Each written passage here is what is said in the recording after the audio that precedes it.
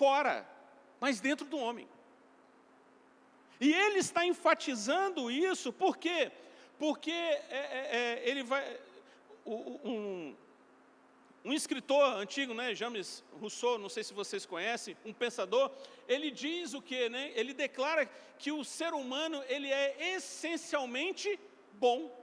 Olha só. Né? Outro pensador vai dizer que o homem, irmãos, ele é o meio, ele é uma tábua rasa, né? Ele não influencia. Quando, na verdade, irmãos, não é o meio que corrompe o homem. É o homem que corrompe o meio que ele está. É isso que Paulo está dizendo para Timóteo. O ser humano, irmãos, não está corrompido por causa do mundo ao seu redor. O mundo ao seu redor está corrompido por causa do homem. Os últimos dias, irmãos, os nossos dias, o mal não virá de fora para dentro. O mal vem de dentro para fora. Irmãos, é do coração do homem que procede essa maldade. A sociedade rendida ao pecado, irmãos, que a gente percebe esse descontrole, esse frenesi que a gente percebe de decadência moral, de suicídio espiritual, nada mais é, irmãos, do que o reflexo do pecado do homem à tona. Irmãos, Paulo diz que as pessoas direcionam o seu amor para si mesmas, para o dinheiro e para o prazer. Irmãos, há 3 coisas que regem a decadência hoje no mundo. 3 coisas. Se você não entender nada desse sermão, entenda que essas 3 coisas destroem o mundo que nós vivemos. Sabe quais são, irmãos? Poder, dinheiro e sexo. Poder, dinheiro e sexo.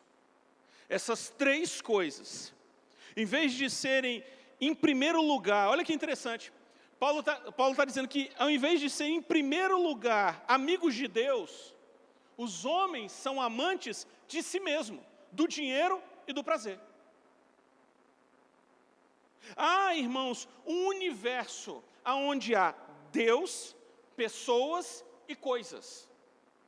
No mundo que nós vivemos, as pessoas desconhecem a Deus, amam as coisas e usam as pessoas.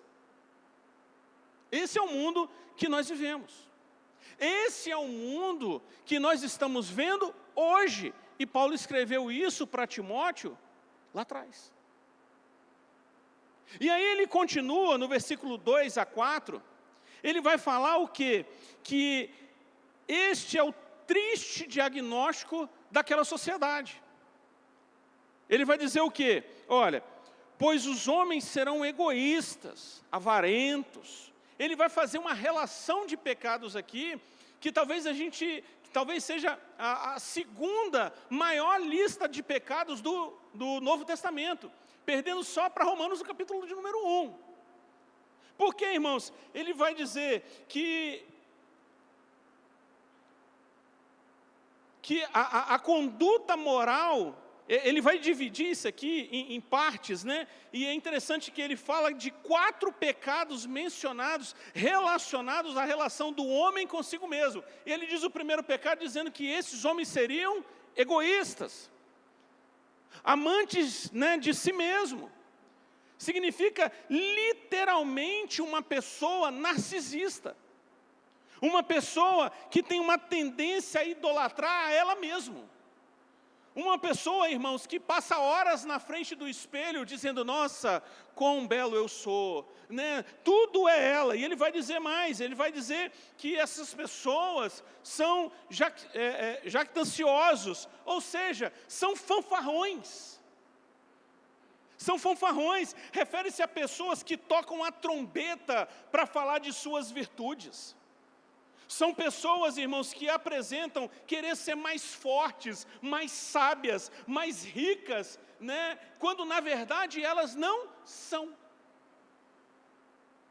Né? É impressionante que a pessoa que está conversando com uma outra, né, com poder aquisitivo maior, e aí vai falar de investimento. Se um falar que investiu $1 milhão, ela fala, semana passada eu investi 1,5 milhão, 2 milhões. Ela não consegue entender essas coisas, ela precisa ser mais.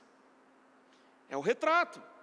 Eles serão também o quê? Arrogantes, serão soberbos. É isso que Paulo está ligando aqui, é aquele que se mostra por sobre os demais, aqueles que empuleram no palco para dizer as suas vaidades.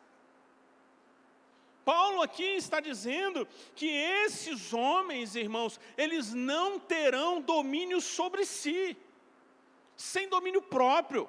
São indivíduos que são escravos de si mesmo, dominados por suas paixões, desejos, vícios, são escravos da ira, da língua, do sexo, da droga. Esse caminho, irmãos, é inevitavelmente o caminho da ruína, porque ninguém pode dominar nada se não conseguir dominar a si mesmo.